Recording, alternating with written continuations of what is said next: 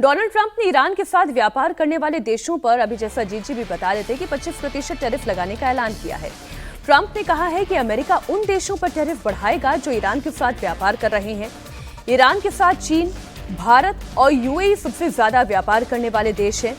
ऐसे में भारत अमेरिका के बीच ट्रेड डील को लेकर फिर से तनाव बढ़ सकता है। भारत पर अमेरिका ने पहले ही 50% टैरिफ लगाया हुआ है। इसमें 25% टैरिफ रूस के तेल खरीदने को लेकर है। अब सवाल ये पैदा होता है अवधेश, क्योंकि जो मैं आंकड़ा देख रही हूं वो लगातार डेटोरिएट करता जा रहा है। भारत और ईरान के बीच में जितना हमारा ट्रेड है वो लगातार गिरता चला जा रहा है।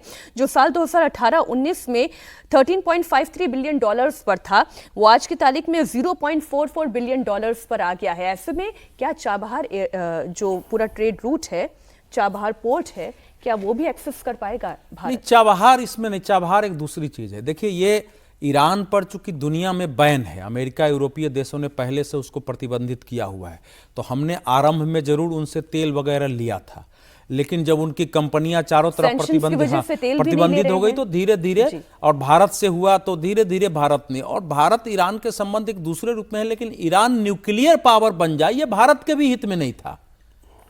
ईरान न्यूक्लियर पावर बन जाए हमारे हित में नहीं था, इसलिए हमने एक बार उनके विरुद्ध आईएई में वोटिंग भी किया था।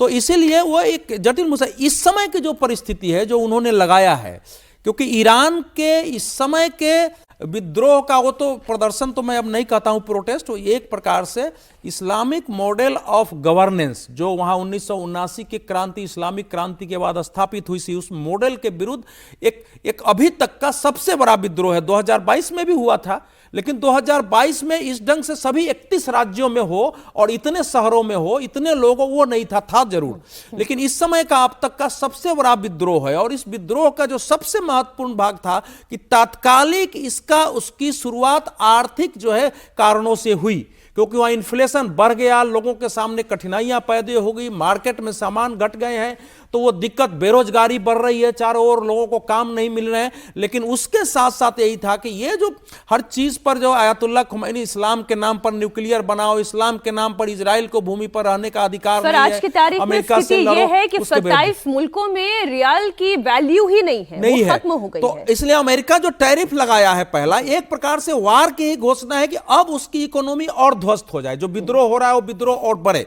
रेजा पहलवी की वापसी की मांग हो रही है और रेजा पहलवी कह रहे हैं कि आज 8 बजे रात को उठे, और लोग उस रात को उठ के विद्रोह कर रहे हैं।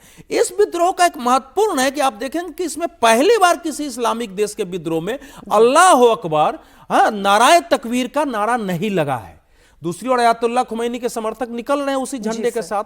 तो ये बिल्कुल एक दो विचारधाराओं की वहां लड़ाई हो गई है। उसमें अमेरिका का हस्तक्षेप इसमें कितना इसके लिए, मतलब इस आंदोलन के समर्थन में होगा, स्थिति को जटिल बनाएगा, वहां इसके बाद गृह युद्ध शुरू होगा, ये सब सोच समझ के अमेरिका हस्तक्षेप करेगा। लेकिन ये दुनिया के हस्तक्षेप करने के लिए है, यूनाइटेड नेशन के हस्तक्षेप करने की मांग है। यूनाइटेड नेशन की तो आप बात ही ना करें, वेनेजुएला में जो बैठक तो वही हो सकती है, यूनाइटेड नेशन ने क्या किया।